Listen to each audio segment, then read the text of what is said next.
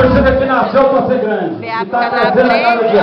Quero parabenizar cada um que está à frente da direção, o Juventus, o Mi, todos esses que têm comandado a sangue. E é uma torcida que tem feito a diferença nos estádios. Que seja lá no Oba, que seja fora do estado, que seja em outro município. E no Serra Dourada a festa é mais linda ainda. Vocês são fantásticos. Um abraço para todos vocês.